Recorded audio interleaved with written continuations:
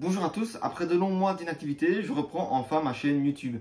Voilà, elle s'appellera plus MyGeekDay comme avant, dorénavant elle s'appellera Ripero, qui est tout simplement en fait le nom de mon entreprise à titre privé. Donc forcément, qui dit changement de nom, dit changement aussi de vidéo, dit changement de contenu. Donc voilà, forcément les vidéos ne seront plus axées vers tout ce qui est configuration PC Gamer, vers tout ce qui est voilà, présentation dans tel composant ou comment se monter en PC avec tel budget. Donc voilà, là c'est terminé.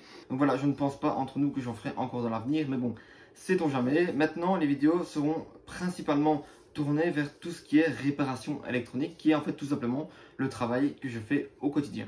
Donc le contenu des vidéos, principalement, ça sera de l'intervention sur carte mère, sur pas mal d'appareils électroniques, donc tout ce qui est forcément téléphone, tablette, PC portable, MacBook, console de jeu, enfin bref, vraiment une grosse panoplie. Et en fait, je montrerai vraiment comment on intervient sur une carte mère, comment on identifie une panne, et j'essaierai en fait tout simplement de partager mes connaissances et essayer d'une part que ça vous divertisse. Alors un autre point que j'aimerais aborder, c'est forcément la fréquence des vidéos. Alors première des choses, c'est qu'il n'y aura pas de vidéos chaque jour ni chaque semaine.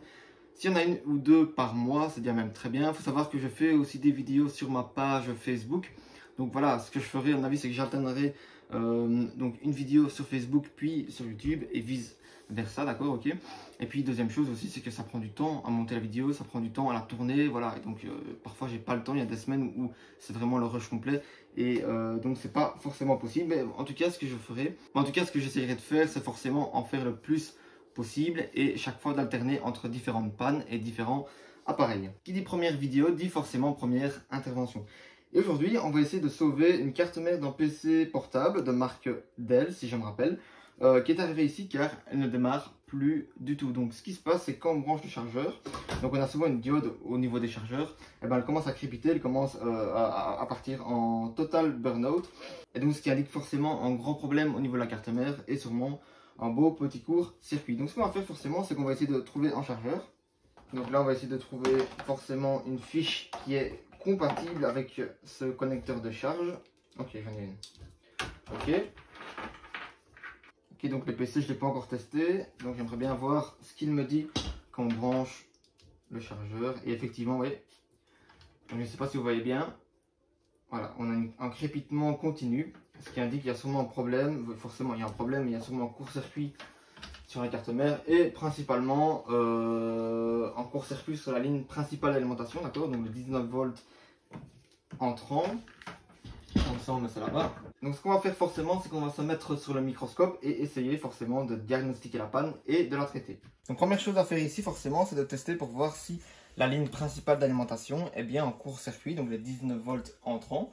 Donc pour ça, c'est bien simple, on va se mettre en mode diode et on va tester au niveau du connecteur d'alimentation.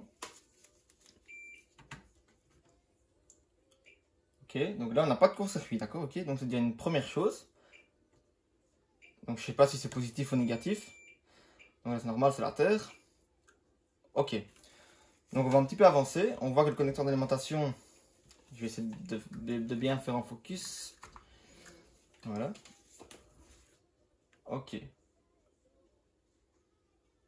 Donc ce qu'on va repérer forcément, c'est les premières bobines et les premiers MOSFET. Le power supply. Qui va aller en fait directement alimenter la batterie par le biais de la puce de charge qui est, je pense, derrière. Là, je ne vois pas.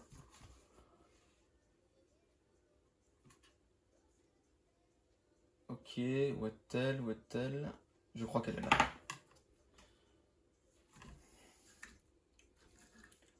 Ok, je crois qu'elle est là. Donc ça, en fait, c'est la puce de charge. Donc c'est celle qui va principalement recharger la batterie. Comme son nom l'indique. Ouais, BQ 717. Ok. Donc là, ce qu'on va faire forcément, c'est qu'on va suivre un petit peu la ligne principale d'alimentation, d'accord, ok. Donc on va chercher les grands rails, hein, le grand marquage PCB, en vulgarisant bien sûr. Donc ici, on voit déjà qu'on a sûrement 19 volts qui entre dans ce MOSFET. Ça a l'air d'être une current resistor. Bobine, double MOSFET. Donc on va quand même contrôler pour voir si tout est ok de ce côté-là. Ok. Ok. Donc là, c'est déjà pas normal. Ok. Bobine qui est en court-circuit. Une bobine n'est jamais en court-circuit d'elle-même, d'accord? Ok. Elle est pas reliée à la terre, tout simplement. Ok. Donc on a déjà un problème de ce côté-là. D'accord, ok. Donc ça pourrait être... C'est pas la résistance non plus, elle est pas reliée à la terre réellement. D'accord, ok. Donc ça va être sûrement un problème soit de MOSFET, ou soit de condensateur qui se trouve sûrement là, qui sont en court-circuit. Ça c'est tout à fait normal. Ok. Ok. Donc là, ce qu'on va faire forcément, c'est qu'on va pas perdre de temps et on va directement injecter du courant sur la ligne. Ça va être bien simple.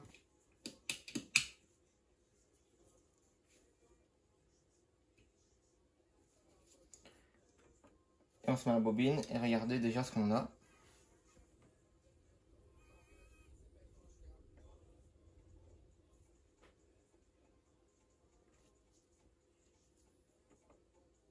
Voilà, on est déjà à une consommation d'environ 1 ampère 5. D'accord, 1 ampère 2, 1 ampère 3.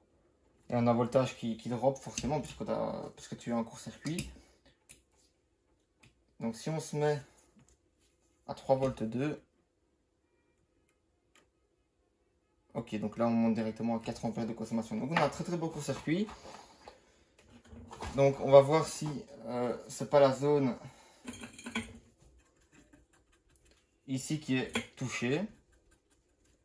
Par exemple, un des deux condensateurs sur le bas. Même des trois.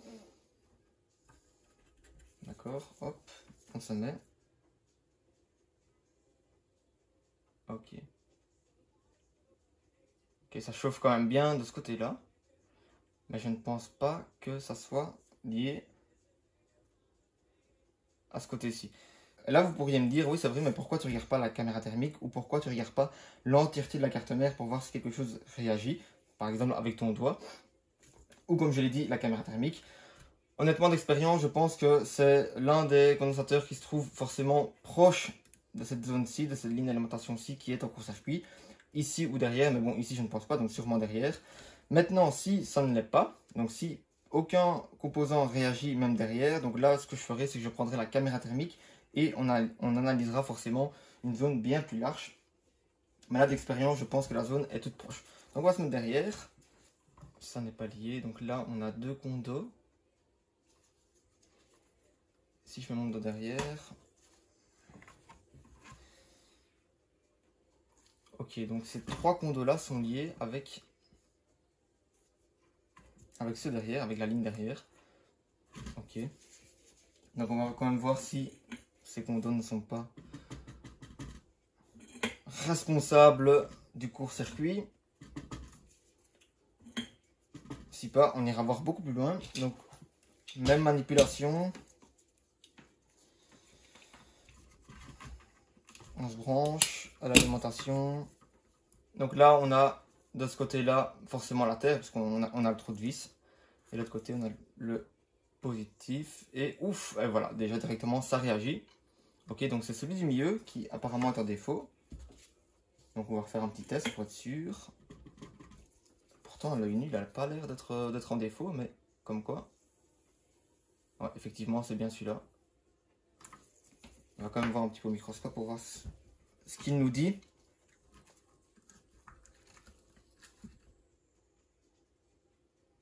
Ok.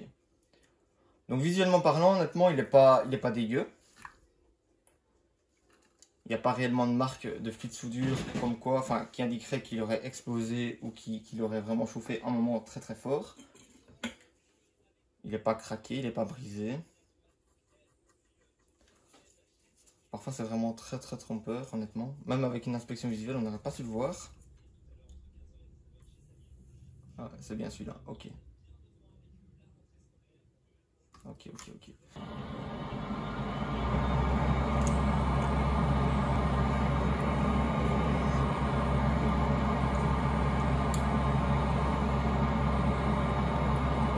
Voilà, comme ça on voit mieux. Et on va pas utiliser l'air chaud.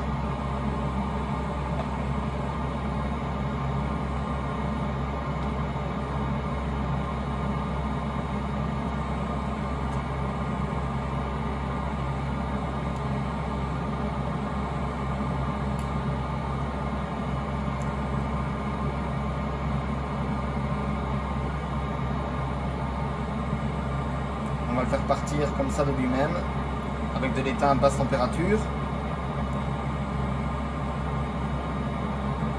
Surtout qu'il y a un connecteur tout proche là, même deux connecteurs pour la LVDS je pense. Donc on va pas commencer à créer des dommages supplémentaires, ce serait franchement très bête.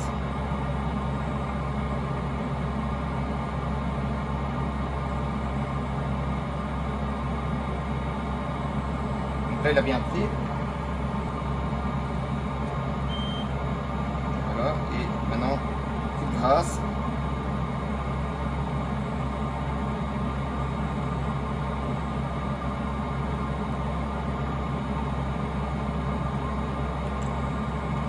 Voilà. Et on va regarder pour voir si on est toujours en court-circuit. Forcément, si on ne l'est plus, on a tout gagné. Voilà, plus de court-circuit. 0,534 pardon en diode mode. Donc tout à fait normal pour une ligne comme cela. Ok. Parfait. Donc en fait l'intervention a été plutôt rapide, plutôt simple. Mais toujours très intéressant dans la schématique de trouver une panne. Déduction logique.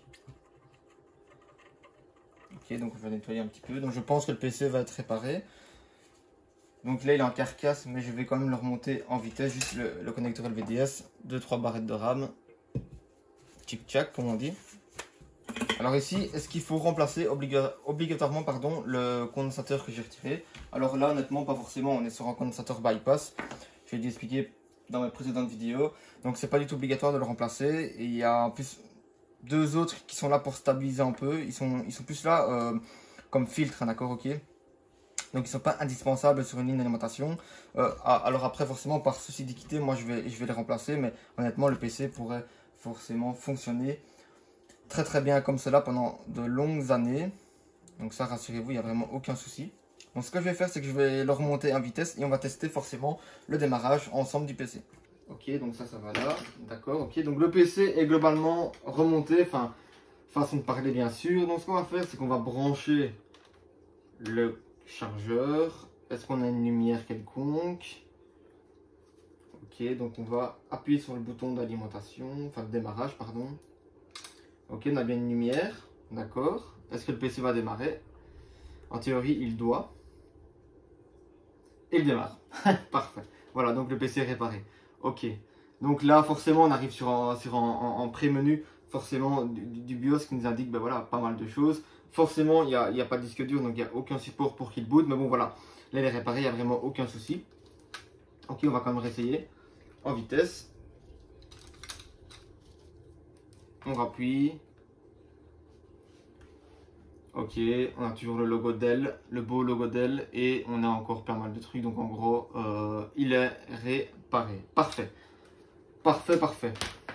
Donc voilà, forcément, si mon contenu vous a plu et si il compte forcément vous plaire dans les prochaines semaines, dans les prochains mois, je vous invite à vous abonner pour ne rater aucune de mes prochaines réparations. Également, vous pouvez aller sur ma page Facebook pour aimer cette page et ensuite voir aussi l'ensemble des publications que je fais et aussi des vidéos, puisque comme je l'ai dit, ça va switcher entre YouTube et Facebook au niveau des vidéos. Également, plus professionnellement, si vous avez besoin d'une réparation ou si vous voulez en découvrir plus forcément sur mon entreprise, je vous invite à aller sur mon site web donc qui est www.ripero.be, et là vous aurez forcément l'ensemble des services que je fais. J'en fais aussi au cas par cas, donc à la demande forcément, parce que voilà, c'est impossible de répertorier quasiment tous les appareils électroniques. Également, je fais de l'envoi réception, donc voilà, par exemple avec la France, avec le Luxembourg, avec les Pays-Bas. Voilà, si des clients ont besoin de réparation et qu'ils n'ont pas un réparateur de confiance proche de chez eux, voilà, vous pouvez très bien aussi envoyer l'appareil. Moi, je le traite ici, je fais une facture classique et puis je le renvoie à ma charge, d'accord, ok. Je vous remercie d'avoir regardé la vidéo et je vous dis à très bientôt pour de nouvelles réparations.